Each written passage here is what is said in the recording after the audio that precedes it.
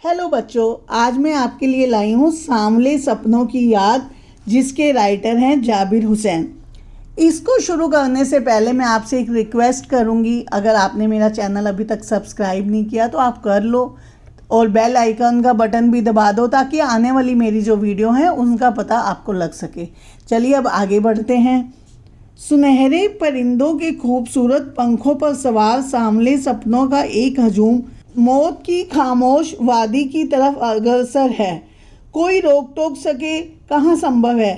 इस हजूम में आगे आगे चल रहे हैं सालिम अली, अपने कंधों पर सैलानियों की तरह अपने अंतहीन सफ़र का बोझ उठाए। लेकिन यह सफ़र पिछले तमाम सफ़रों से भिन्न है।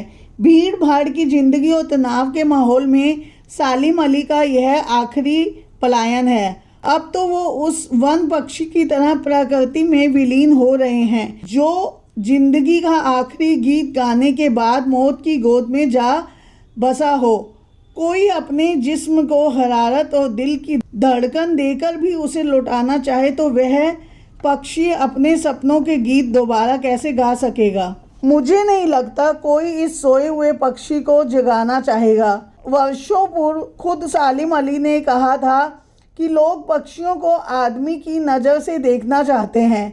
यह उनकी भूल है। ठीक उसी तरह जैसे जंगलों और पहाड़ों, झरनों और आबशारों को वो प्रकृति की नज़र से नहीं, आदमी की नज़र से देखने को उत्सुक रहते हैं। भला कोई आदमी अपने कानों में पक्षियों की आवाज़ का मधुर संगीत सुनकर अपने भीतर रोमांच का सोता फूटता महसूस कर सकता है। एहसास की ऐसी ही एक उबड़ खाबड़ ज़मीन पर जन्मे मिथक का नाम है सालिम अली। पता नहीं इतिहास में कब कृष्ण ने वृंदावन में रासलीला रची थी और शौक गोपियों को अपनी शरारतों का निशाना बनाया था। कब माखन भरे भांडे फोड़े थे और दूध छाली से अपने मुंह भरे थे।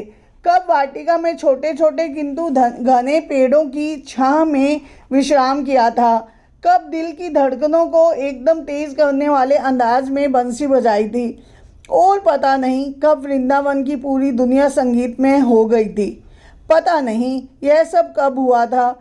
लेकिन कोई आज भी वृंदावन जाए तो नदी का सांवला पानी उसे पूरी घटनाक्रम की याद दिला देगा। हर सुबह सूरज निकलने से पहले जब पतली गलियों से उत्साह भरी भीड़ नदी की ओर बढ़ती है तो लगता है जैसे उस भीड़ को चीरकर अचानक कोई सामने आएगा और बंसी की आवाज़ पर सब किसी के कदम थम जाएंगे।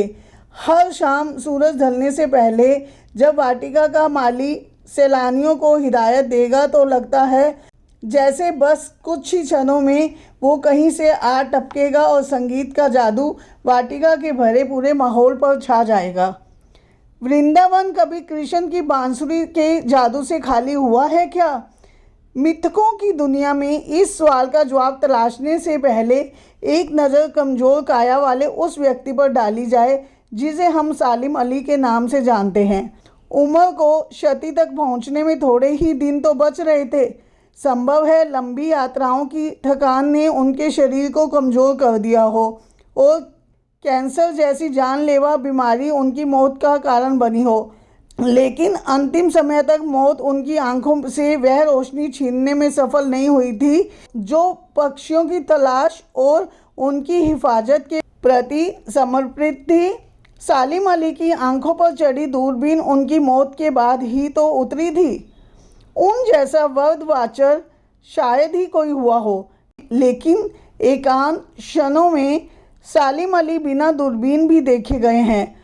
दूर क्षितिज का फैली ज़मीन और झुके आसमान को छूने वाले उनकी नज़रों से कुछ कुछ वैसा ही जादू था जो प्रकृति को अपने घेरे में बांध लेता है। सालिम अली उन लोगों में थे जो प्रकृति के प्रभाव में आने की बजाय प्रकृति को अपने प्रभाव में लाने के कायल होते हैं। उनके लिए प्रकृति में हर तरफ एक हंसती खेलती रहस्य भरी दुनिया पसरी थी। यह दुनिया उन्होंने कड़ी मेहनत से अपने लिए गढ़ी थी।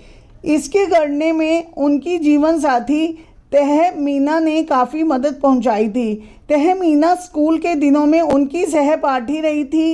अपने लंबे रोमांचकारी जीवन में ढेर सारे अनुभवों के मालिक सालिम अली एक दिन केरल की साइलेंट वैली को रेगिस्तानी हवा के झोंकों से बचाने का अनुरोध लेकर चौधरी चरण सिंह से मिले थे। वे प्रधानमंत्री थे। चौधरी साहब गांव की मिट्टी पर पड़ने वाले पानी की पहली बूंद का असर जानने वाले नेता थे।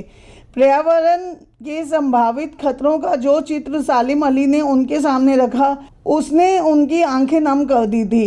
आज सालिम अली नहीं है, चौधरी साहब भी नहीं है। कौन बचा है जो अब सोंधी माटी पर उगी फसलों के बीच एक नए भारत की नींव रखने का संकल्प लेगा? कौन बचा है जो अब हिमालय और लद्दाख की बर्फीली ज़मीनों पर जीने वाले पक्षियों की वकालत करेगा? सालिम अली ने अपनी आत्मकथा का नाम रखा था फॉल ऑफ अ स्पैरो। मुझे याद आ गया, D.H. लॉरेंस की मौत के बाद लोगों ने उनकी पत्नी फ्रीडा लॉरेंस से अनुरोध किया कि वह अपने पति के बारे में कुछ लिखे। फ्रीडा चाहती तो ढेर सारी बातें लॉरेंस के बारे में लिख सकती थी, लेकिन उसने कहा, मेरे लिए लॉरेंस के बारे में कुछ लिखना असंभव सा है। मुझे महसूस होता है मेरी छत पर बैठने वाले गोरेया लॉरेंस के बारे में ढेर सारी बातें जानती है, मुझसे भी ज़्यादा जानती है। वो सचमुच इतना खुला खुला और सादा दिल आदमी था।